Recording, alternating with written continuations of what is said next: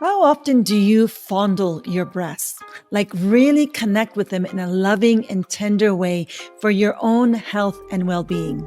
My guest today is going to help us celebrate and look after this essential part of our bodies. Welcome to Pleasure in the Pause, a podcast dedicated to inspiring midlife women to feel more connected to their bodies, pleasure, and power through perimenopause, menopause, and beyond. I am your host, Gabriella Espinosa, midlife and sexual wellness coach, and it's my pleasure to be here with you. Gina Lamanna is a fashion stylist, entrepreneur, mother, and a breast cancer survivor.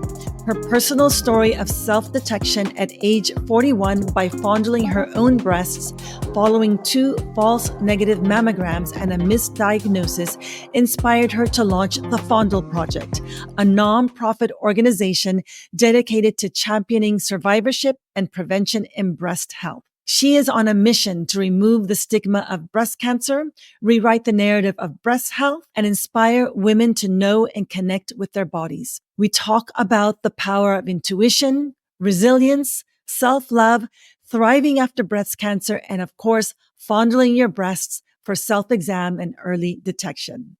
Welcome, Gina. So lovely to have you here with us today. Thank you so much for having me today. I'm very excited to chat with you. Yeah, me too. We connected on Instagram and I instantly became such a huge fan of your work. We both share the same mission, which is to have women know and connect with their bodies. But we both arrived to this beautiful mission through very different paths. You are a breast cancer thriver, as you call yourself. And it was your journey with breast cancer that drove you to use your passion for fashion to really make a difference in the lives of other women by starting the Fondle Project. I'd love for you to share your story with us and tell us what inspired you to start the Fondle Project.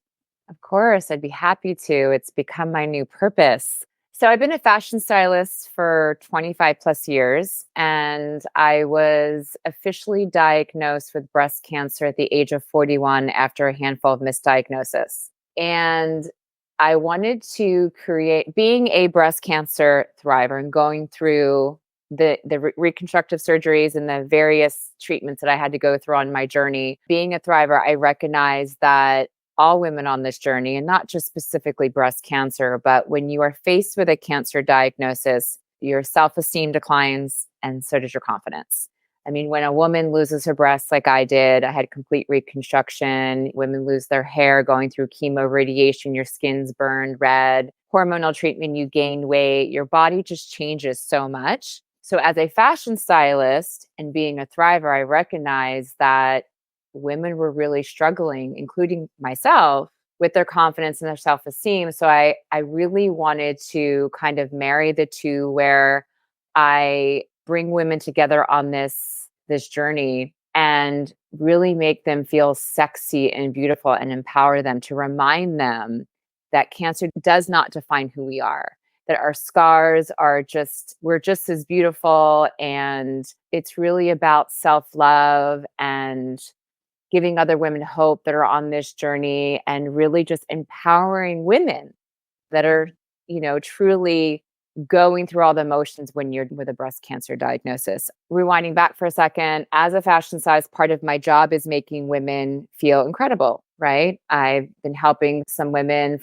through various stages in their lives, from divorce, post-baby, new job. And part of my job is making you feel confident and sexy. And again, when I was going through my complete reconstruction, I lost all my confidence. I didn't even know who I was. I had no self-worth.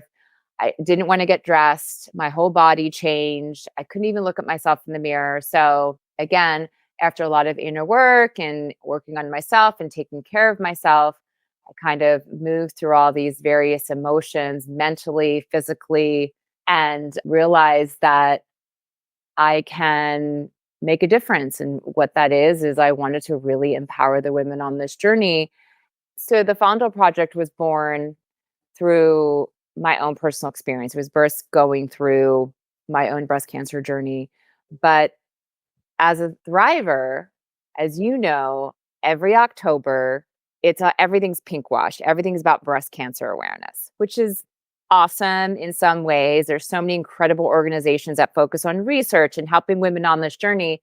But again, I really wanted to create something that was a bit more modern, more elevated, more of a modernized approach to spotlight the importance of not only breast cancer awareness, but breast health. We'll get into how I discovered my lump or whatnot, but women are becoming younger and younger, and many women and men, I should say, are being dismissed, especially the younger generation.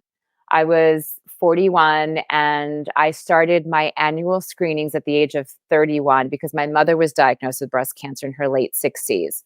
So from the age of 31 to 41, I was thrusted into a rotation of ultrasounds and mammograms every 6 months. So for Mhm. those 10 years, my screenings were always normal with the occasional biopsy here and there, but it was always benign. So it wasn't until summer of 2016 when I went in for my routine ultrasound, came back clear. Fast forward to October 2016 to have my routine mammogram, because remember, I'm on a 6 month rotation, clear. However, I kept feeling something in my right breast. And I brought it to my doctor's attention. I went to go see her again, and she was like, I do feel something. She gave me another ultrasound on site. She didn't see anything suspicious. She was in agreement that she felt it was weird, but she basically said to me, come back in 6 months. We're going to sit and wait. And I said, you know what? No disrespect to you, but I'm newly single. I have two young girls. Something isn't feeling right to me. What would be another layer of reassurance for me just to kind of just get that added reassurance? And she said, you can get an MRI, but your insurance is going to cover it because all your screenings have been clear. And I was like, okay, let me have that MRI because I had dense breast tissue too. So I said, please, order me an MRI and I'll pay for it out of pocket, which many women, people don't have that luxury. And I understand that. So fast forward to going through a breast MRI, they did find suspicious findings. That was Thanksgiving 2016. I'll never forget that phone call. I was in the car with my father at the time, who was visiting from the East Coast. My breast surgeon called to let me know that they indeed found suspicious findings and they need to go ahead and do a biopsy. At that time, I literally went off the road because you hear that, my intuition just kept telling me like something's not right. And then you get that phone call and you're like, okay. So I was pretty distraught. I went in, had my biopsy done, and got the results back from my biopsy. And I did a happy dance because they came back telling me it was benign.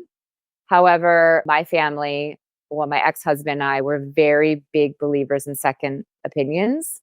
So once again, I was like, okay, I've come this far. Let me get a second opinion just to make sure. Because something just kept telling me something. What I'm feeling just doesn't feel right. And even though it's not really coming up on my screenings, something doesn't feel right to me. And mind you, I felt great. I wasn't sick. I was a vibrant young woman.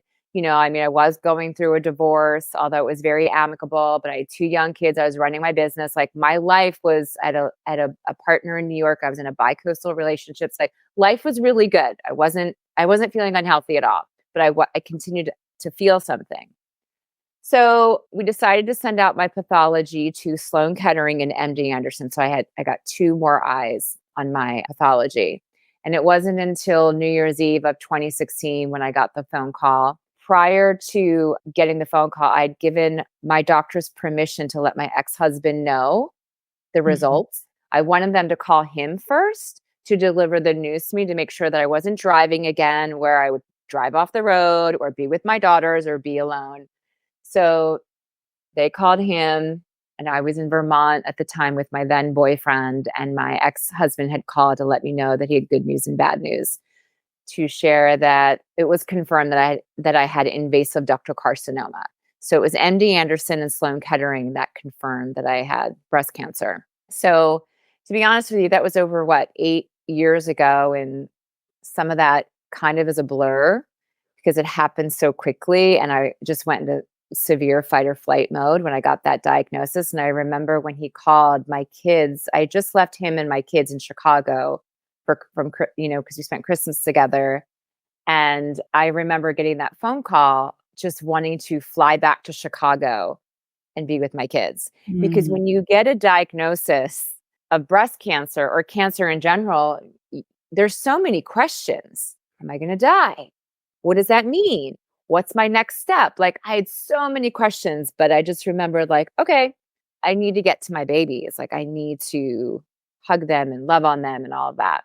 Anyways, so after that phone call, I went into fight or flight mode, and my boyfriend at the time and my ex-husband at the time, we frantically worked together to get me an appointment at Sloan Kettering immediately. And remember, this was on New Year's Eve. I got the call around 2:30 that afternoon, and everyone's getting ready to close for the end of the year. Mm. So when I called Sloan Kettering to try and secure an appointment, they said, we have a first available with a breast surgeon and breast oncologist was like January 4th. I was like, great, I'll take it. They said, we'd love to give you this appointment, but we need, which audience pay attention because this is very important intel. They needed 5 years of all of my screenings and like my medical history, my mammograms, my ultrasounds before they could secure the appointment. And I was like, how? I'm in Vermont and I want to get to New York as quickly as possible. How am I going to get the last 5 years of all my information? My ex-husband was very organized, so kudos to him. He had everything pretty much on a file with the exception of like 2 images, which he was able to call my doctors in LA to kind of get it all together. And by the time that was 2.5 hours of frantically working together as a Mm. team, working frantically together to get all my medical records together to secure their one last, like one available spot. So worked out. I was able to get them everything and I secured the appointment. And then it was January 10th of 2017 when I started my journey from a lumpectomy to a double mastectomy to complete reconstruction. So I had a total of 6 surgeries in 13 months. And it was 3 months after I received my implants, I started feeling sick. Mhm. Remember, I was very healthy when I was originally diagnosed. Something wasn't sitting right with me. Again, I had all these weird symptoms develop. And I contacted my doctors and I was like, this is what's going on. I went down the list and like, oh, you had a double mastectomy. You've been through hell and back emotionally, mentally, physically. Like it's just your body just healing. Okay. I took that for a little bit. But then like all these, weird symptoms were happening with me. And I was like, something definitely isn't right. Like my lymph nodes were swollen. I had a low grade fever every day. I was putting on a lot of weight. I was extremely fatigued. Hair was falling out. I had all these weird tingling sensations. I'm like, something's not right. Like there's this can't be just a result of just stress or what I went through. After multiple doctor visits with various specialists for all these different things that I was experiencing, nobody could really come back. They're just like, don't know what to tell you. My blood work was coming back normal, but the only thing that remained consistent was I had a low grade fever for a handful of months. And finally, I started doing my own research, and I was like, breast implant illness wasn't really talked about back then. Now there's quite a bit of a spotlight on it. Mhm. So I was like, okay, so I continue to follow my intuition, like, that something wasn't right. And my one doctor who had my back since day one pretty much said, look, it very well could be implant illness, but it's very hard to diagnose. But I'm going to take your word because you're pretty in tune with your body and you've been right so far. So let's go with this. So to make a long story short, I did further research about explanting and remove my implants because they clearly were making me sick. And I had them removed in November of 2019 and went forward with it using my own tissue. It's called deep flap. So I had Mhm. my implants removed in November 2019 with deep flap surgery. And no joke, within 72 hours, game changer. I was like a new woman. It was unbelievable. Like clearly the implants were making me very sick. My body was rejecting them. I'm grateful that I've been so in tune with my body, paying attention to every little thing and recognizing like this isn't normal and I'm not really cuckoo for Cocoa Puffs. Like Mhm. there's something really off with my body. Mhm. So my last and final surgery was in 2019 and I haven't looked back. It was the best decision I've made during this whole journey. And I feel more confident than I ever have in my life. And I love my new breasts and I've made peace and I love my body and I'm full of gratitude. Wow, what a journey. And thank you so much, Gina, for sharing that very brave and beautiful story. I heard you say the word intuition several times. And I see intuition as that crystal clear perception, that inner voice. But listening to that inner voice really requires slowing down, getting quiet with ourselves. And I think as women, we inherently have that ability to feel, sense, intuit.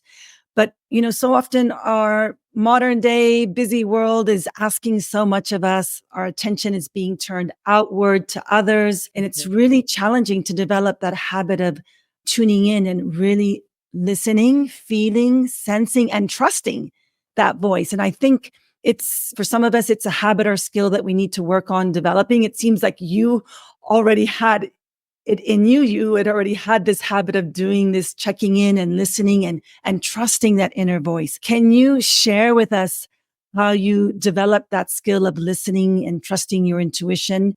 Or do you think it was something you've had forever, just a natural part of you? And what suggestions do you have for women to develop that listening to our intuition?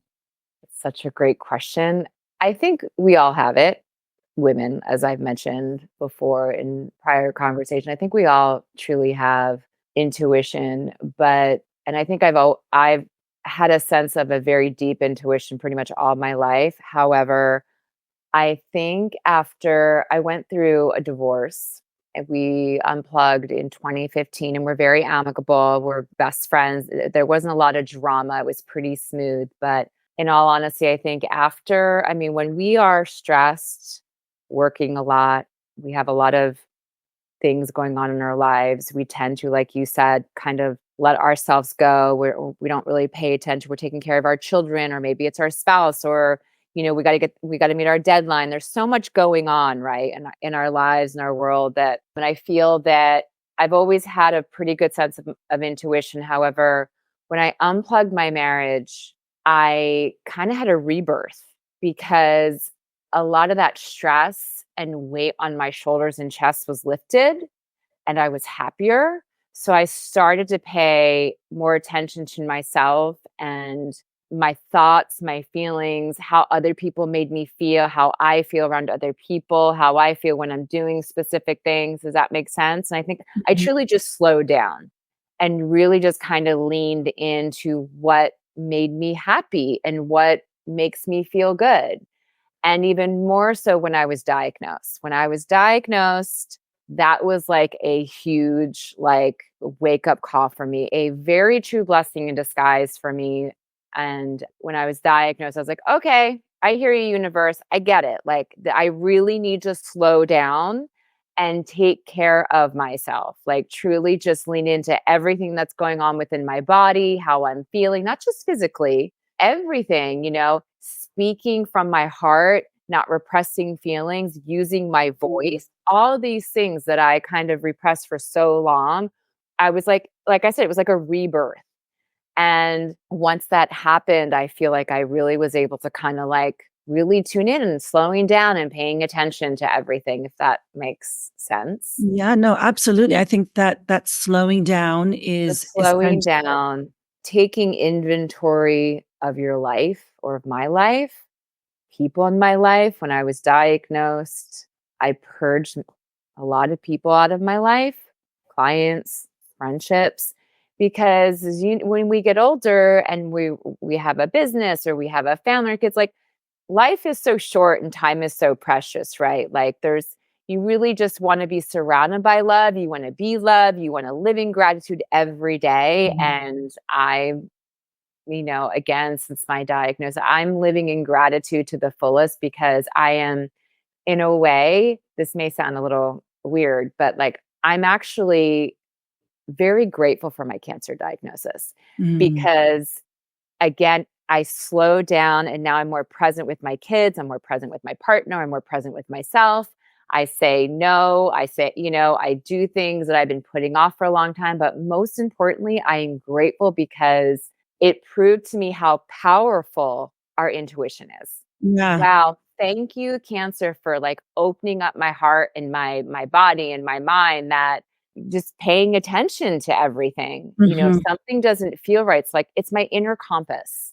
And I'm Hmm. like, okay. And it's not just about health. Like there's been so many things go that has happened in my life in the last 5, 6 years, that when I take that moment, I don't meditate, as I mentioned, but when I take that moment just to sit in within myself outside, and immerse myself in the quiet, like I really just kind of, okay, pay attention. And there's been a lot of things that have happened in my life that I've had this spidey sense, so to speak, and it's kind Hmm. of come to fruition. Yeah, I mean, I hear from you that the more you were able to tune into that intuition, the better decisions you made, the better boundaries you set, the better you were able to say yes, no, or establish better relationships, and the more confident you became with yourself, and that's rippled out so beautifully into your work and how you're showing up in the world with your purpose and in your newfound relationships. I wanted just to touch on one thing about, for lack of a better word, the gifts of cancer that this journey offered you. I had on the podcast not too long ago Carly Mountain in episode 10. She's a psychosexual somatic therapist.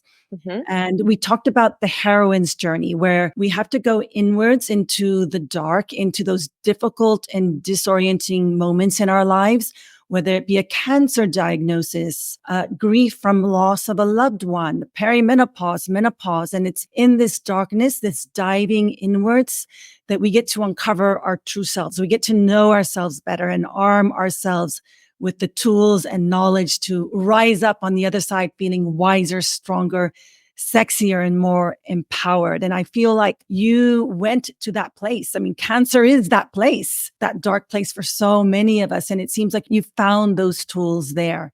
And women are energetically set up to do this work, to dive in, do that inner work, and shed old skins, take off armor, and really come out the other end, rise and thrive. And it seems like that's what happened to you, and it seems like that's what's happened with a lot of the women that you're supporting. That's what you're advocating for with the start of the Fondle Project, to sort of guide women to rise up from their cancer diagnosis and feel sexier, wiser, stronger, more empowered. And can you talk to us a little bit about that and elaborate on that journey for you?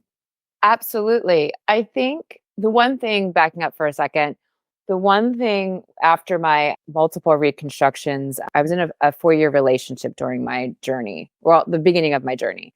And the relationship ended because it was long distance. And then I found myself single, and I was on the single dating train, newly reconstructed, and wasn't sure how to share with other men what I was going through because I had multiple scars. And when you're diagnosed with cancer, you're not done when it's your last surgery, or your last chemo bell, or your last radiation. Like it's a healing journey we're on for the rest of our lives, right?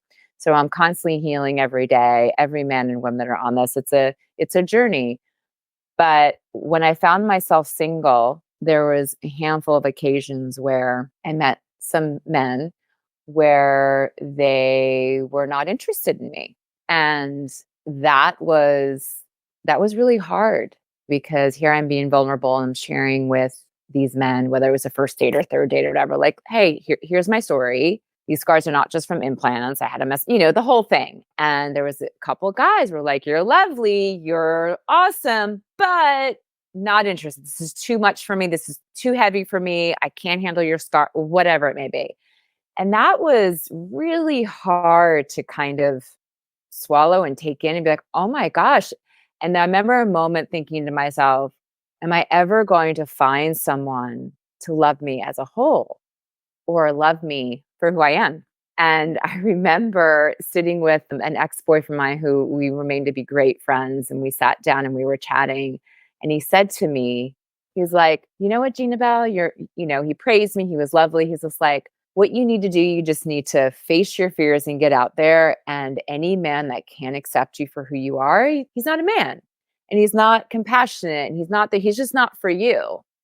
And I remember this conversation so well because it was a profound moment for me because I was like, okay, I have to face my fear, right?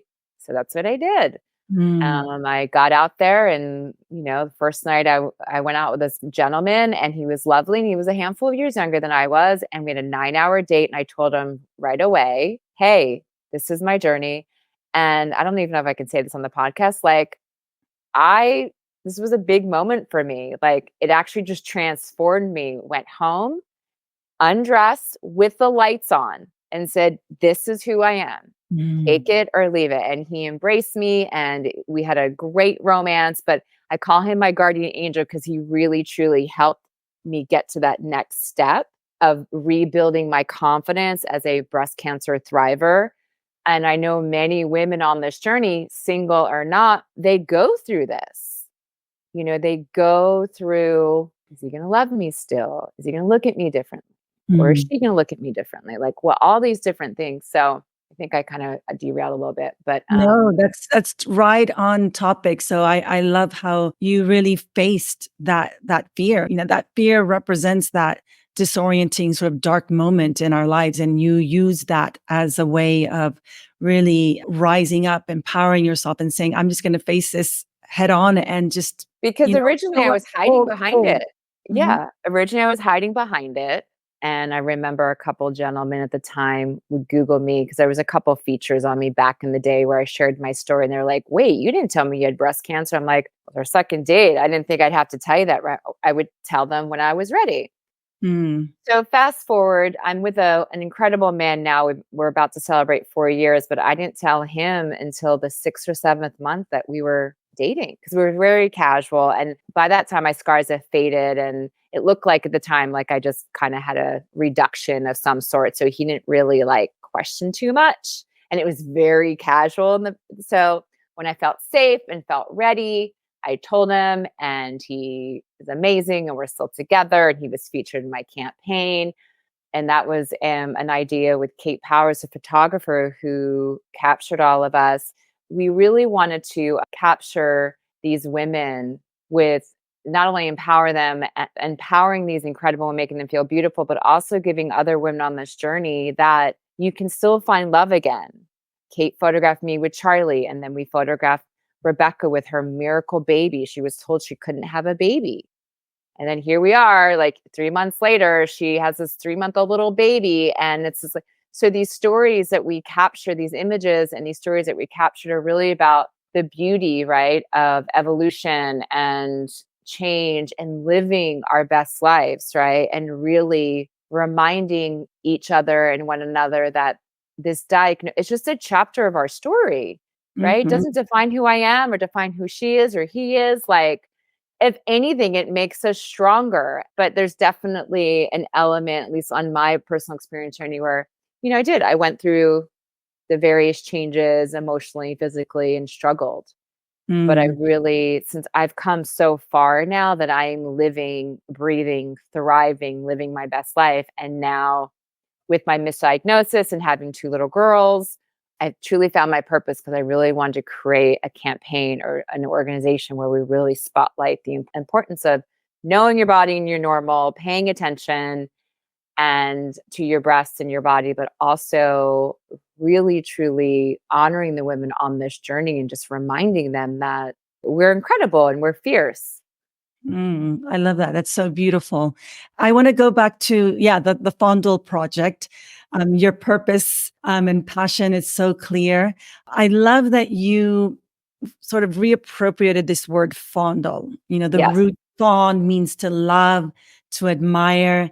And the meaning of fondle is to stroke or caress lovingly, tenderly, especially for some of us who have tricky relationships with our breasts, either limiting beliefs over the look, shape, or size of our breasts, how they change as we age, or even how they've been sexualized by our culture or by others, can create feelings of shame. And all your beautiful images that you have on your website and on your social media feed, I see this very loving, tender, almost reverential respect for this part of our bodies, which just comes across so powerfully and so beautifully. I'm curious to know, what kind of relationship did you have with your breasts growing up?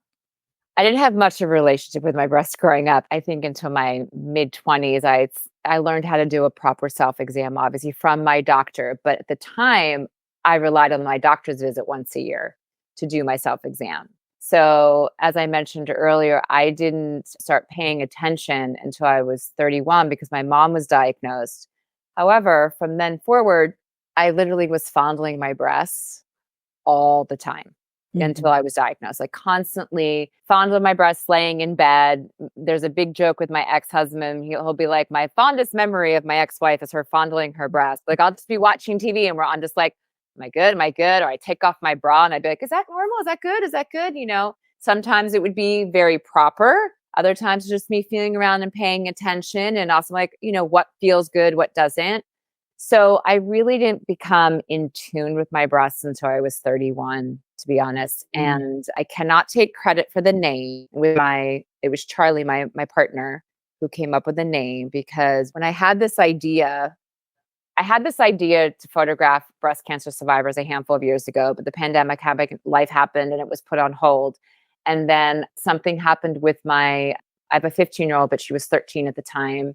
She was developing breasts, she's 13, and she had developed some redness on one of her breasts. And I called up her doctor, and her doctor gave me a protocol what to do some warm compresses and whatnot. So we took a shower together. I showed her how to do a warm, like a compress on her breast. And it was that moment where she looked at me, my 13-year-old, and looked up at me and said, Mommy, do I have breast cancer? Mm. And I kept my cool and I walked her through it and talked to her about everything. And then I literally ran out of the house after we got out of the shower and I called up my ex-husband crying. I'm like, we have a 13-year-old daughter that is now concerned about Mm. breast cancer and every lump and bump. I have to do something because I started worrying at the age of 31. I mean, this is a 13-year-old that her grandmother had it, her mother had it. So I was like, what can I do? So it was from that point forward, I was like, okay, I need to do something. And what do I need to do? And what does that look like? So I revisited the idea of doing this campaign. And as we're, working out the details and gathering the talent and I'm pitching it to various creatives, I was talking to my boyfriend, Charlie. We were trying to come up with names in Bloom. Like we had all these names that we were trying to, because I didn't want to use the word breasts. I didn't want anything pink. I didn't want to use the word titties. I didn't want to use it. I wanted, again, something elevated and a bit modernized, but also wanted something where the younger generation would lean into it. Because as you know, women in their 40s, we know what we need to do in our 40s and 50s. We need to get our annual screenings and we go to our doctors. And most of us probably do know how to give a self-exam, but the younger generation, not so much.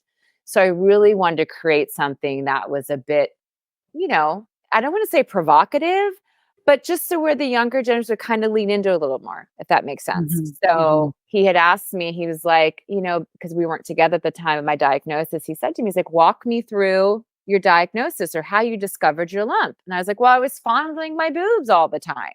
And that's where he was like, what about fondle? And I was like, at first I was like, I don't know about that. It kind of has a negative connotation or Mm. whatever. But then I started thinking about it and I'm like, knowing what it truly means, the true meaning of fondle is to touch yourself lovingly, right? It's an act of self-love or love. And I was like, okay, yes, this is true. This is what I want people to do. This is what I want women to do. Know you're normal. Touch yourself, touch your breasts. It's okay.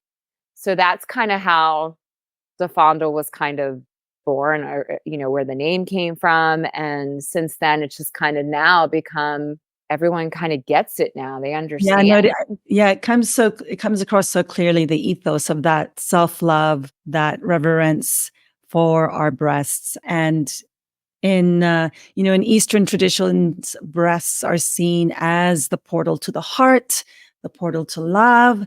And I think, again, because I don't know if it's specific to America, to the US, but I think here we strayed so far from that true meaning which you're trying to bring back into dialogue and into our consciousness. So I think that's such a beautiful thing that you're doing. So thank you for that. You talk a lot about younger women. You feature a lot of younger women in your campaign who have been diagnosed with breast cancer. We know that breast cancer is the most commonly diagnosed cancer among women in the US, with about 30% of all newly diagnosed cancers in women being breast cancer. And 10% of those new breast cancer cases in the US are found in women younger than 45. So I see this very important educational piece here for younger women.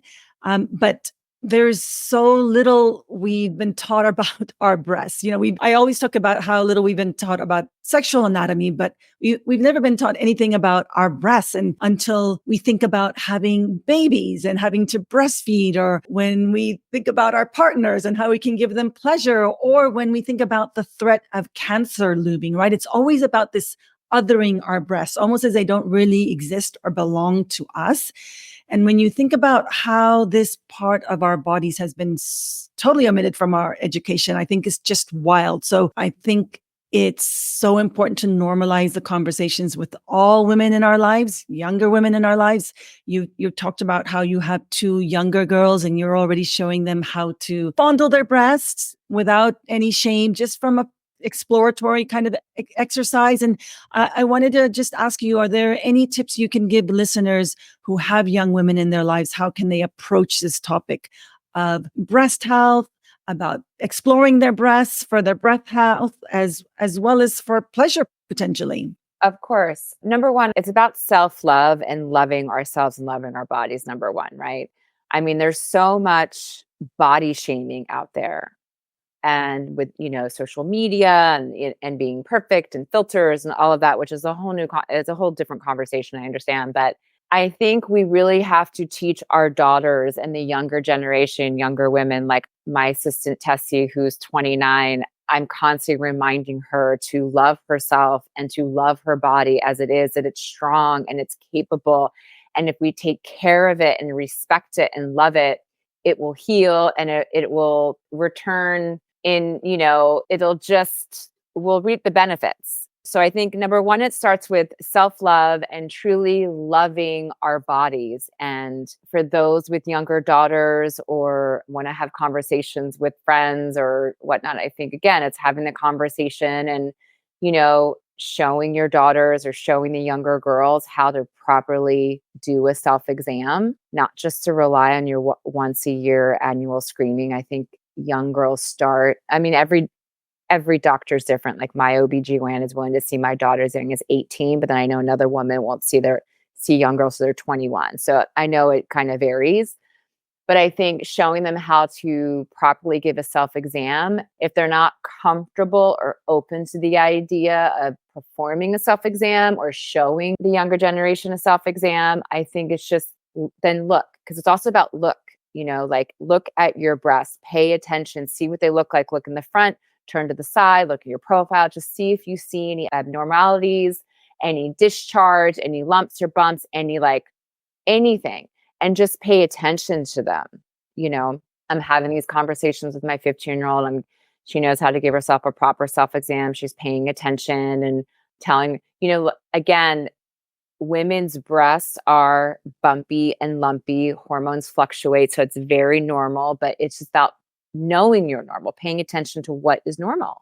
For me, my lump wasn't normal. I had lumpy breasts here and there, but the lump that I kept feeling didn't feel normal and wasn't normal.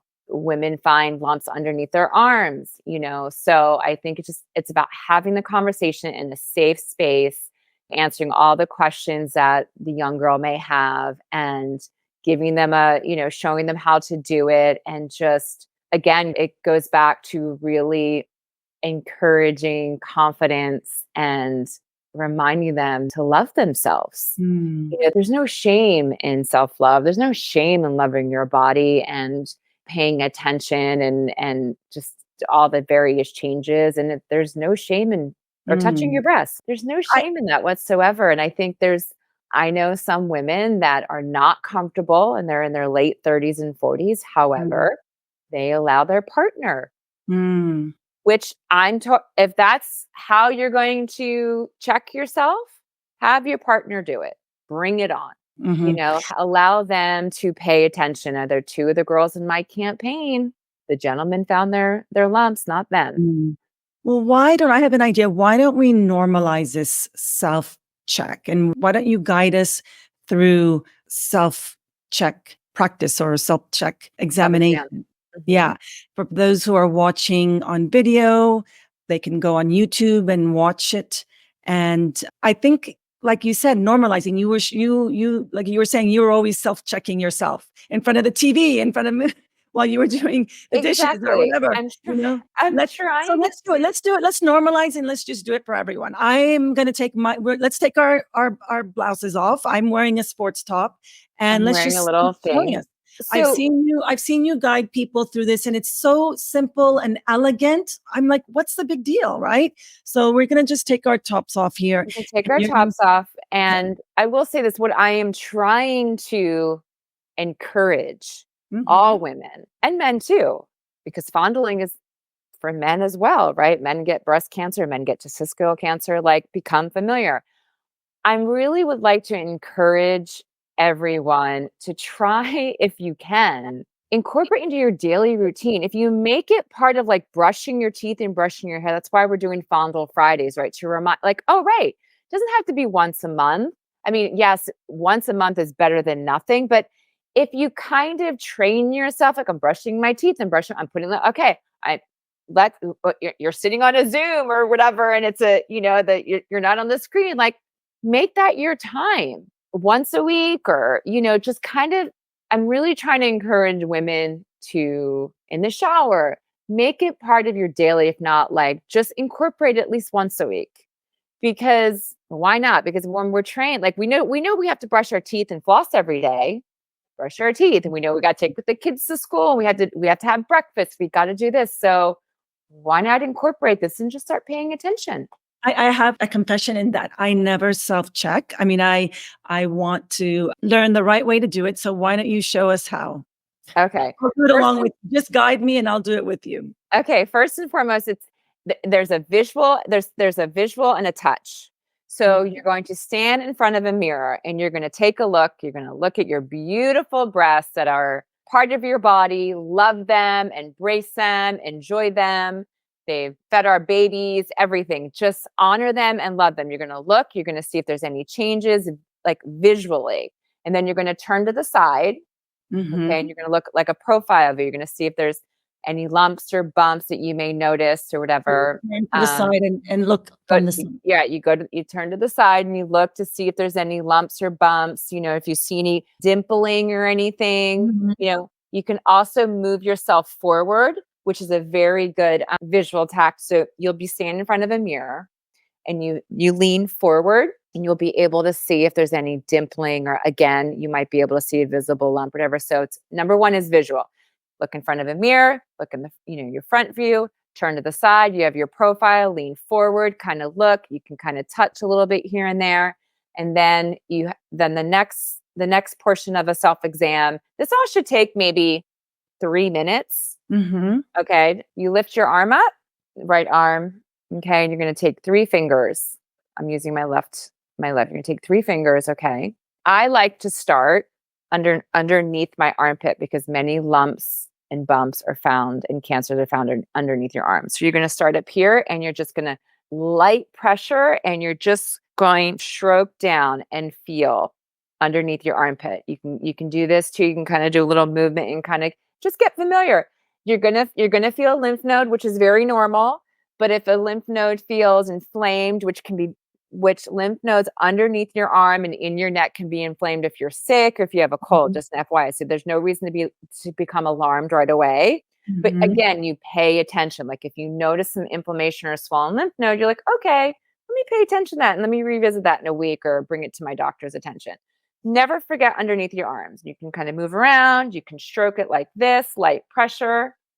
Okay. And then you take those 3 fingers and then you can also go underneath, right? You can take 3 fingers and go underneath your breast. Mhm. Again, light pressure. You can do this, go around, just kind of again, like feel around, poke around.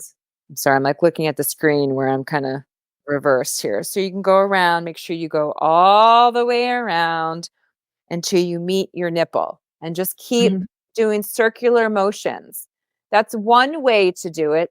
Other women and doctors will also suggest that you take 2 or 3 fingers and you go like this from your nipple. And you just kind of feel around. I mean, Mhm. I use 2 to 3 fingers, but I also do this too. Like I just kind of poke around, kind of move things around a little bit just to see what's normal and what's not, or if anything feels different. And you just kind of poke around and you do the same thing on the other side. But I also recommend encourage women to also check their clavicle. So Mhm. just go from here down. You have lymph nodes up here, right? Just go down like this And why is that? because there could be cancer in your lymph nodes. And that will show up as little. It could be breast cancer, it could be other cancer, it could be another form of cancer, but I do know women that have found lumps in their clavicle area that were breast cancer. Mm. So just pay attention, again, just all very normal, right? Just feel around. And again, if you create this practice, you're Mm. going to know what your normal is. Mhm. You know what I mean? Like, if you don't know you're normal and you go in to see your doctor and he feels something, what are you going to do? You're going to panic, right? And he may very well dismiss it. Hopefully they don't. Or he obviously he'll investigate. But if you're paying attention, when your doctor says, "Hey, do you know that you have this little lump? Have you noticed any changes? Have you noticed any dimpling or discharge or pain or scaling or anything?" Nope. Okay. They'll ask you questions, right? When did you first? Oh, I noticed it 3 months ago. Has it changed? It's the same size. Yeah, it seems normal.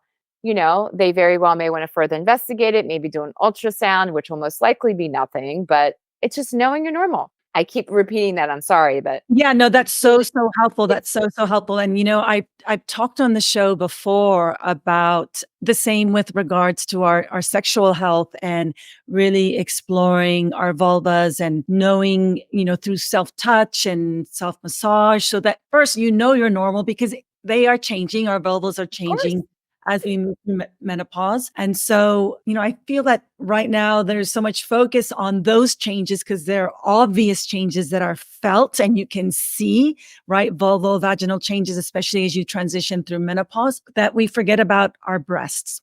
So aside from this beautiful self touch practice, this fondling practice, which you guided us through, which felt kind of good. It felt really nice. And so I wanted to just say that it can be, you can add it in as a beautiful self-pleasure of practice, right? course you can get some delicious, yummy oil and do it and move around and massage. And Some nice music it and feels good. And it's about loving yourself and loving your body and mm, honoring your breasts. And we're in 2024. We all have breasts. Really free the nipple.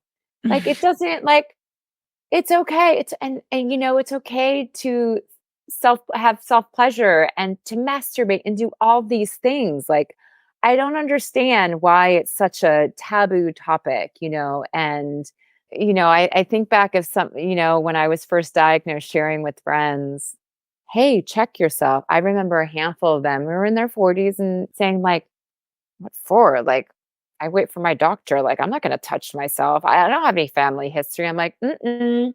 Wrong attitude. 90% mm. of breast cancer is not hereditary. No family history, no gene, and it just sometimes is mind-boggling to me in this present day where there's so much shame and women's bodies and women's health and everything.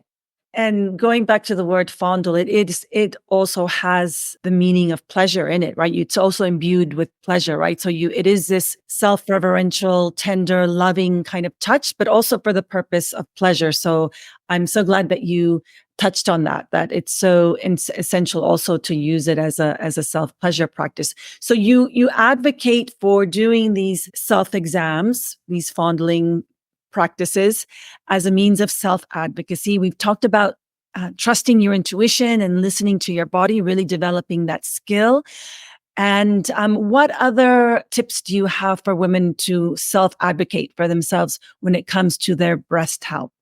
Putting aside staying on top of their screenings and self-exams, I encourage all women to have Don't put them off, right? Don't put them right. off. Don't put them off, obviously. And I really encourage everyone to really just have the confidence to ask questions to their doctor. And if something doesn't feel right, speak to somebody or see a doctor that will listen to you.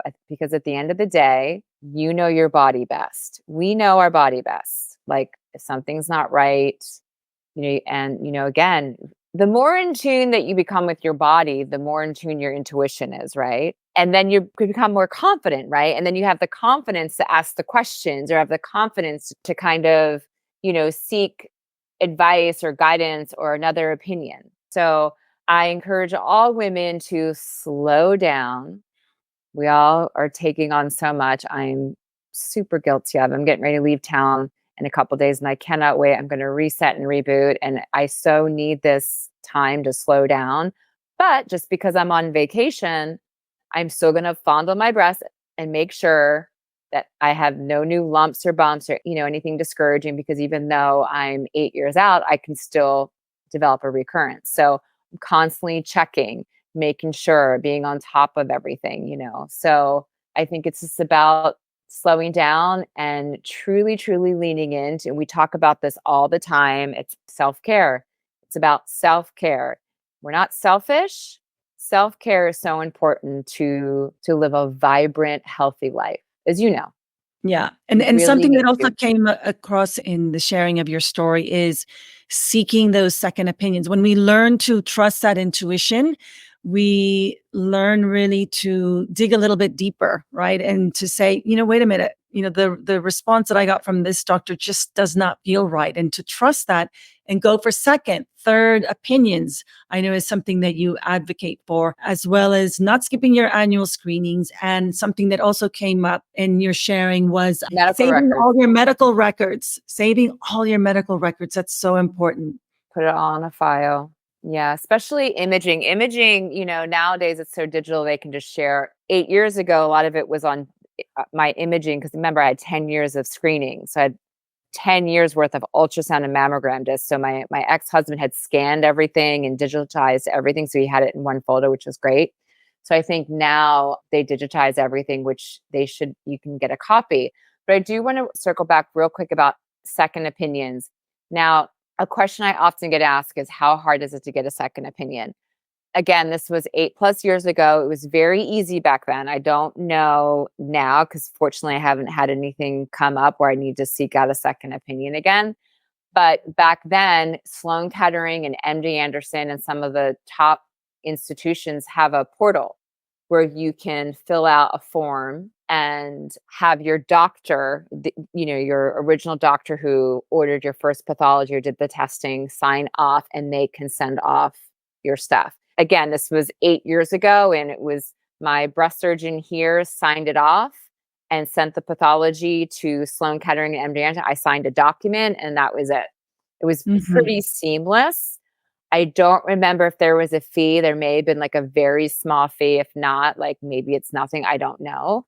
But I will say though, I understand why some people don't seek out a second opinion because with MD Anderson, even though they redid my slides and confirmed I did have invasive ductal carcinoma, they wanted me to fly in for 7 to 10 days to do all of their own testing, all my scans and blood work and everything. But number one, I didn't have the time to take off. Number two, nor did I have the financial means to be able to pursue something like that. So I do understand that there's some institution that might say, yeah, we need you to come in so we can do our own biopsy or our own tests or whatever. But it was a pretty simple task back then. Mm. I highly recommend a second opinion Yeah. No, because I on agree with you. on everything, on it Yeah. and on absolutely everything. There's different labs, there's different, just getting another set of eyes to take a look at your pathology. Now, my original pathology here at UCLA was benign. And when I called them to let them know that they were wrong, They redid it. They looked at it again, and then they confirmed that, I got the apology, and then they did their own, whatever, their testing or screening, and came back and said, "You're right." Mm-hmm. So going back to, if I didn't follow my intuition, if I didn't seek another opinion, where would I be right now?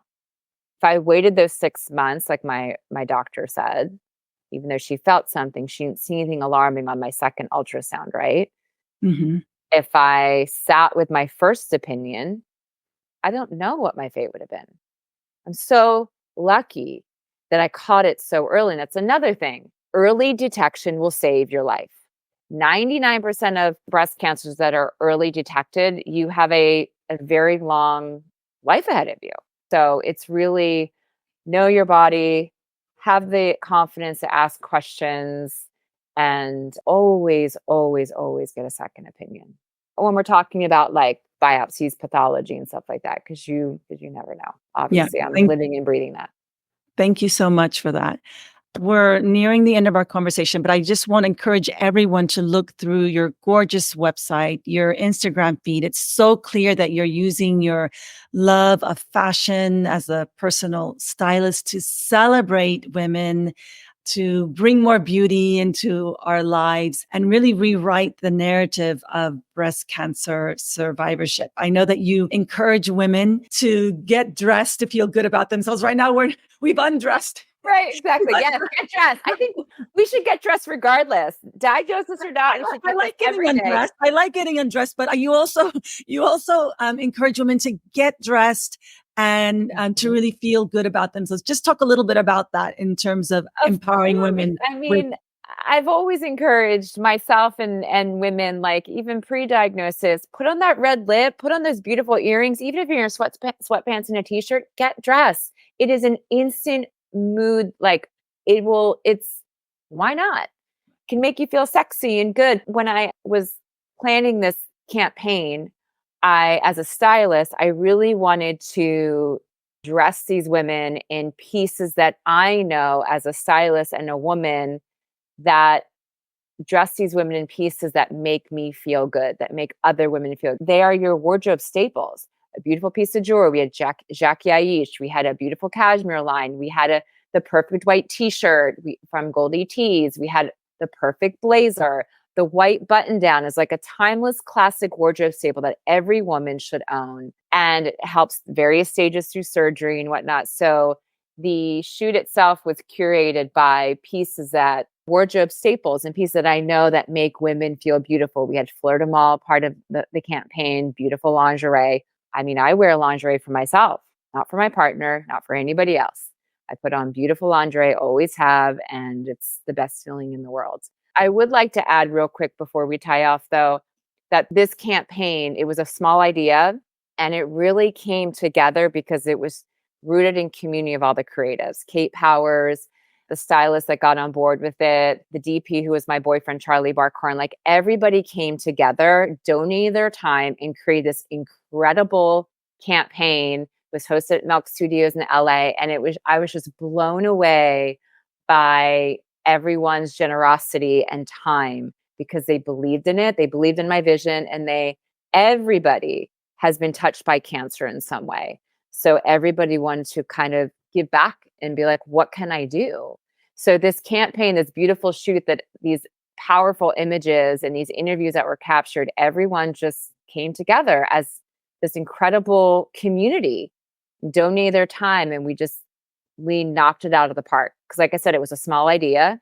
And then I got Kate Powers involved, and it became a lot bigger. And we launched June 1st. We raised over 50 grand that month, donated a handful of ultrasounds. And it's been just so beautiful to see how it's been unfolding. And now we're officially a nonprofit, which I'm so excited, but scared because I've never ran a nonprofit before. But I'm really looking forward to the future of the Fondle Project and just helping women, because that's been my purpose. If I save one woman's life, I've served my purpose. And so you hope to raise money through the campaign, through your new nonprofit, to establish certain programs, educational programs, workshops, events. I know you've already hosted one really successful one. Where can women find more information about the Fondle Project, the campaign, and how they can donate to it? You can go to our website, thefondleproject.org. You can donate through the website. Our t-shirts are for sale. That goes to our organization. In the future, we have a handful of various events lined up between now and the end of the year. I'm doing a handful of collaborations with designers and getting ready to design a beautiful piece of jewelry with Maya Brenner, who's a female-founded jewelry brand here in LA. In all honesty, we're just getting started. Like, we're, with various partnerships and events and community connections events. But what we will focus on moving forward, the money is going to be to help women on this journey. I want to style women on this journey because, as I mentioned, our bodies change and we all struggle with getting dressed. So I want to be able to help women feel good. We want to give them the resources and help them heal because, again, our journey is not over after chemo and radiation and our surgery. We heal every day. And I'm so grateful for the way that I've been able to heal and thrive because I had the resources and I had the privilege to seek out the best medical team and have very good healthy foods and meditation and sound baths and all these things were available to me. And many women don't have these resources. So the Fondle Project is about raising money to be able to provide for women on this journey and whatever they need, whether it's, a new wardrobe and getting dressed, or they need 3 months of really good healing foods, bone broths, green juices delivered to their door. I want to help the women after their treatment. It's about healing and thriving and living. So we're going to be doing various community and connection workshops and cooking classes and all these things to bring community together, not just breast cancer survivors, but also women, to teach them how to do a proper self-exam and teach them about breast health and women's health in general. And I'm all about community, just bringing everyone together. Beautiful. So that's the fondleproject.org. And on Instagram, you are? The Fondle Project. The Fondle Project. Wonderful. You can sign up for our newsletter to stay in touch or to be notified when we have new launches or new events and all of that. Wonderful. Thank you so much. And thank you for guiding us through that fondling practice. I loved it. I always ask my guests this one question before we say goodbye. And that is, what does pleasure mean to you, Gina? Oh, wow. Pleasure to me means, again, feeling incredible in your body and living in gratitude and doing the things that make you feel sexy and alive. I have a lengthy list of things that make me feel pleasurable and sexy and alive. Yeah. I always say it's about focusing on those things that make you feel sexy, joyful. Pleasure is knowing yourself too, right? Like, it's knowing who you are and loving yourself. That to me is pleasure. Like, I love myself. It took me quite some time to get here, but I truly love myself. And, the simplest things give me pleasure. Thank you so much for that. Your work truly embodies pleasure and celebration of women and all that they have to offer, all their gifts. So thank you so much for your work and your contributions and for shining a very, very bright light on breast health. Thank you so much for being with us today, Gina. Thank you so much for having me. I hope you enjoyed this episode of Pleasure in the Pause. Want to help me spread more pleasure in the world? Hit the share episode button and send it to a friend or post it on your Instagram stories and tag me, Gabriella Espinosa.